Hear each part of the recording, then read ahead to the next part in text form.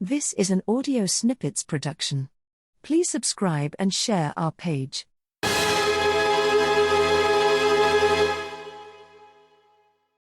This is Audible. Harper Audio presents Philomel Cottage by Agatha Christie, performed by Hugh Fraser. Philomel Cottage. Goodbye, darling. Goodbye, sweetheart. Alix Martin stood leaning over the small rustic gate, watching the retreating figure of her husband as he walked down the road in the direction of the village. Presently, he turned a bend and was lost to sight, but Alix still stayed in the same position, absent-mindedly smoothing a lock of the rich brown hair which had blown across her face, her eyes far away and dreamy. Alix Martin was not beautiful, nor even, strictly speaking, pretty, but her face, the face of a woman no longer in her first youth, was irradiated and softened until her former colleagues of the old office days would hardly have recognized her. Miss Alix King had been a trim, businesslike young woman, efficient, slightly brusque in manner, obviously capable and matter-of-fact.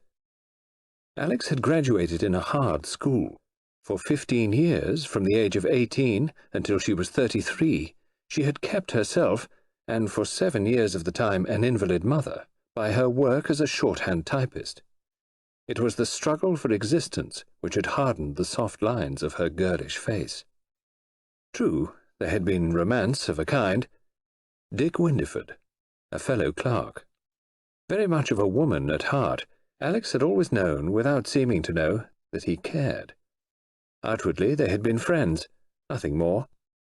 Out of his slender salary, Dick had been hard put to it to provide for the schooling of a younger brother. For the moment he could not think of marriage.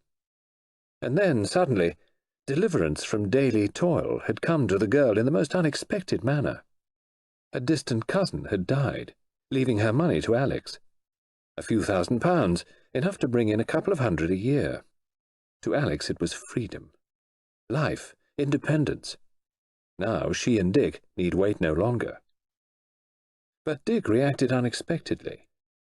He had never directly spoken of his love to Alix. Now he seemed less inclined to do so than ever. He avoided her, became morose and gloomy. Alix was quick to realize the truth. She had become a woman of means. Delicacy and pride stood in the way of Dick's asking her to be his wife. She liked him none the worse for it, and was indeed deliberating as to whether she herself might not take the first step, when for the second time the unexpected descended upon her. She met Gerald Martin at a friend's house. He fell violently in love with her, and within a week they were engaged. Alix, who had always considered herself not the falling-in-love kind, was swept clean off her feet. Unwittingly, she had found the way to arouse her former lover. Dick Windyford had come to her stammering with rage and anger. "The man's a perfect stranger to you. You know nothing about him." "I know that I love him." "Oh, how can you know, in a week?" "It doesn't take everyone 11 years to find out that they're in love with a girl," cried Alix angrily. His face went white. "I've cared for you ever since I met you. I thought that you cared also." Alix was truthful. "I thought so too," she admitted. "But that was because I didn't know what love was." Then Dick had burst out again. Prayers, entreaties, even threats against the man who had supplanted him. It was amazing to Alix to see the volcano that existed beneath the reserved exterior of the man she had thought she knew so well. Her thoughts went back to that interview now, on this sunny morning, as she leant on the gate of the cottage. She had been married a month, and she was idyllically happy. Yet in the momentary absence of the husband, who was everything to her, a tinge of anxiety invaded her perfect happiness, and the cause of that anxiety was Dick Windyford.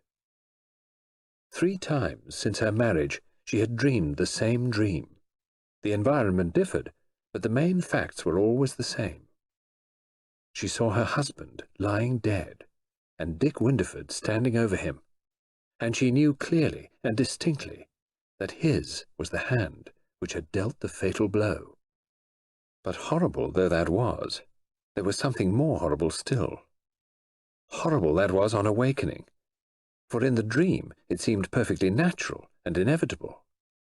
She, Alix Martin, was glad that her husband was dead. She stretched out grateful hands to the murderer. Sometimes she thanked him. The dream always ended the same way, with herself clasped in Dick Winderford's arms.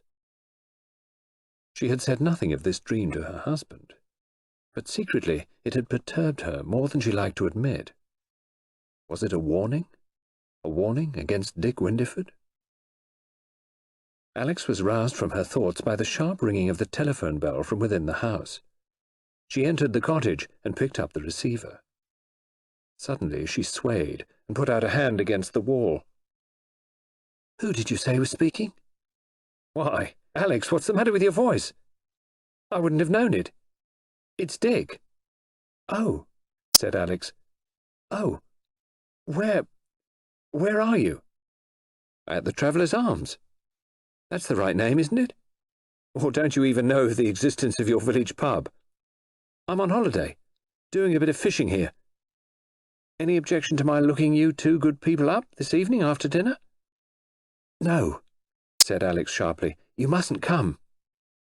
There was a pause, and then Dick's voice, with a subtle alteration in it, spoke again. "Oh, I beg your pardon," he said formally. "Of course, I won't bother you."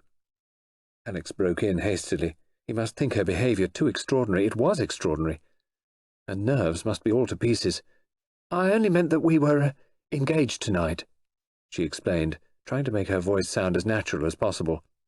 Won't you come to dinner tomorrow night?" But Dick evidently noticed the lack of cordiality in her tone. "Thanks very much," he said, in the same formal voice, "but I may be moving on any time. It depends if a pal of mine turns up or not. Goodbye, Alix." He paused, and then added hastily, in a different tone, "Best of luck to you, my dear." Alix hung up the receiver with a feeling of relief. "He mustn't come here," she repeated to herself. "He mustn't come here. Oh, what a fool I am, to imagine myself into a state like this. All the same, I'm glad he's not coming." She caught up a rustic rush hat from a table and passed out into the garden again, pausing to look up at the name carved over the porch. Philomel Cottage. "Isn't it a very fanciful name?" she had said to Gerald once before they were married. He had laughed. "You little cockney," he had said affectionately. "I don't believe you've ever heard a nightingale." "I'm glad you haven't. Nightingales should sing only for lovers. We'll hear them together, on a summer's evening, outside our own home." And at the remembrance of how they had indeed heard them, Alix, standing in the doorway of her home, blushed happily. It was Gerald who had found Philomel Cottage. He had come to Alix bursting with excitement. He had found the very spot for them. Unique, a gem, the chance of a lifetime. And when Alix had seen it, she too was captivated. It was true that the situation was rather lonely. They were 2 miles from the nearest village, but the cottage itself was so exquisite with its old-world appearance and its solid comfort of bathrooms, hot water system, electric light and telephone, that she fell a victim to its charm immediately. And then a hitch occurred. The owner, a rich man who had made it his whim, declined to let it. He would only sell.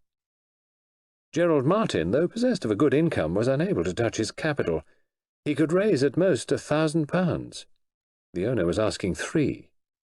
But Alix, who had set her heart on the place, came to the rescue. Her own capital was easily realized, being in bearer bonds.